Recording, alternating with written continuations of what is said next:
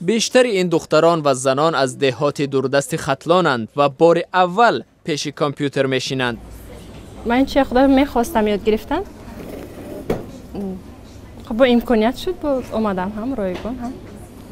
گوشه امریکایی در شهر باختر به 60 دختر و زن دوام 6 ماه کامپیوتر و اینترنت می آموزد.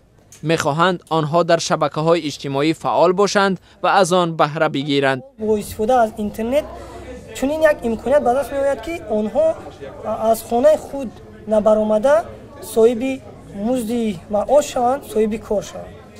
گلبهار از دهه کولی سفیانی دنغره است. 2 روز باز شنونده درس‌های این مرکز می باشد.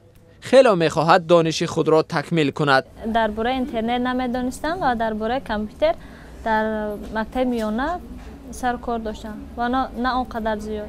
او از دوگانه‌هایش درباره شبکه‌های اجتماعی شنیده است. شبهه دارد اقربایش او را می‌گذارند آنجا صحیفه باز کند.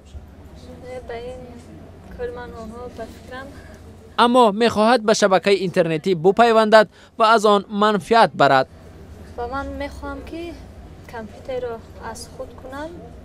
ممکن در آینده معلم کامپیوتر بشم.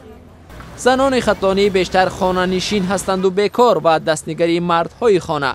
مؤلفان این لایحه می‌خواهند زنان از جهت مالی وابسته نباشند. دانش‌ها را از خود کنند، در آینده نزدیک آنها برای خود البته که یک کاری موافق به دست خواهند آورد. زنان و دختران اینجا از فرهنگ ایجادی صحف اینترنتی آگاه می‌شوند، از ترتیب لایحه تا برنامه‌ریزی.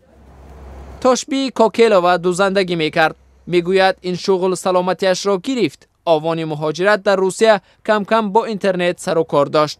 حالا میخواهد دانشش را بیافزاید چون که در اینترنت آینده درخشان میبیند. در خانه ششته بیزنس ریچنی تماشنی بیزنس میگن با طریق اینترنتی کار انجام میدیم و درآمدمون در خانه گرفتن میگیریم. گوشه امریکایی بعد از 6 ماه از این آموزش نتیجه میگیرد. در حال خوب بودن آن لایحه ادامه مییابد.